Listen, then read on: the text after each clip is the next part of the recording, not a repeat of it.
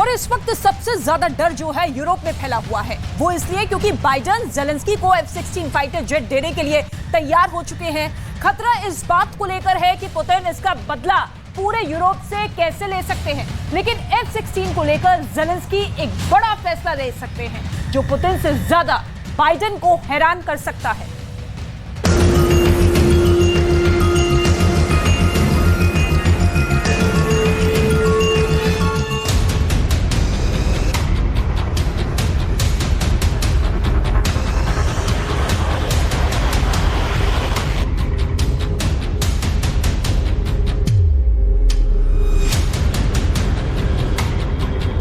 Zelensky को F-16 मिला तो मॉस्को पर अटैक जरूर होगा। ये बात पुतिन के लिए सबसे बड़ा खतरा है। मॉस्को पर ड्रोन से अटैक हो चुका है। ज़ेलेंस्की के ड्रोन वाला इरादा अब F-16 फाइटर वाला अवतार लेने के लिए तैयार है।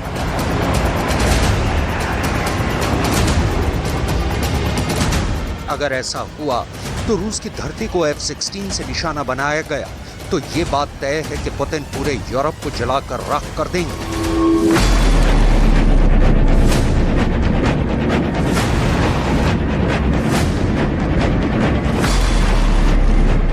बाइडेन को यह बात बता दी गई है। अगर ज़ेलेंस्की ने ऐसा किया तो पुतिन क्या करेंगे, कौन कौन से शहर तबाह करेंगे, कहां कहां रूस आग लगा देगा।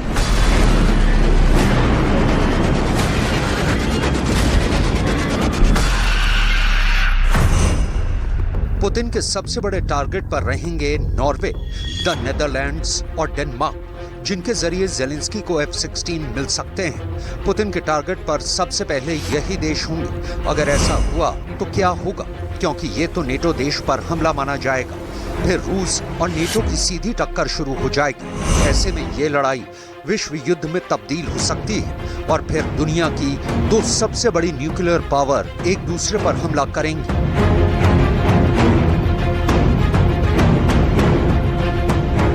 ऐसे में साफ खतरा परमाणु युद्ध का होगा, लेकिन बाइडेन ने यह रिस्क ले लिया है क्योंकि ज़ेलेंस्की ने बाइडेन से मिलकर F-16 के बारे में एक कसम खाई है। बाइडेन का दावा है कि उन्होंने ज़ेलेंस्की से वादा लिया है, वादा ऐसा जो ज़ेलेंस्की कभी नहीं तोड़ेंगे। इस बात का पूरा भरोसा बाइडेन को है। बाइडेन का कहना है कि G7 मीटिंग में हुई मुलाकात में यूक्रेन के राष्ट्रपति व्लादिमीर ज़ेलेंस्की ने उनके सामने शपथ ली। ज़ेलेंस्की ने कसम खाई कि F-16 रूस के इलाके में दाखिल नहीं होंगे। वो ऐसी गलती अनजाने में भी नहीं करेंगे क्योंकि इससे बाइडेन की इज्जत भी जुड़ी हुई है। बाइडेन ने पुतिन को जुबान दी हुई है और ज़ेलेंस्की बाइडेन को कभी धोखा नहीं देंगे। यूक्रेन ने अमेरिका को इस बात का भरोसा दिला दिया है।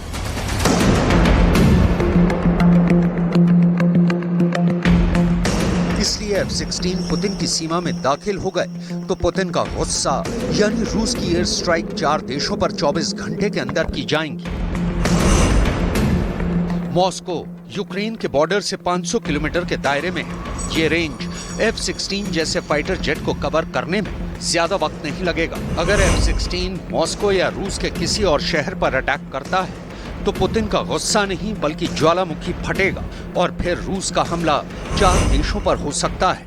इसमें नॉर्वे, द नेदरलैंड्स और डेनमार्क के साथ पोलैंड भी शामिल है। पोलैंड ही वो देश है जिसके जरिए नेटो सभी हथियार यूक्रेन भेज रहा है।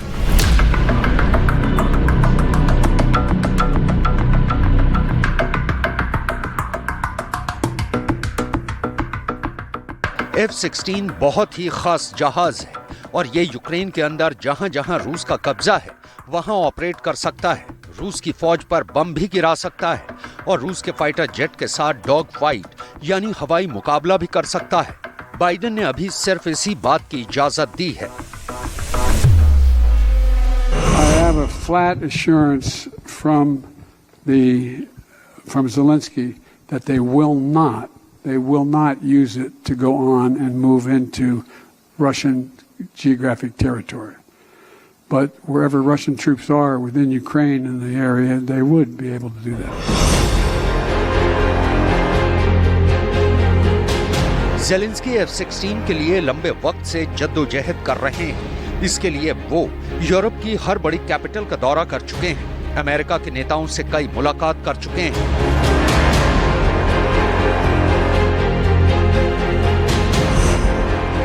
जब ज़ेलेंस्की वॉशिंगटन डीसी गए थे, तब भी उन्होंने बाइडेन से F-16 मांगे थे। जब बाइडेन अचानक कीव के दौरे पर आए, तब भी ज़ेलेंस्की ने F-16 की डिमांड की।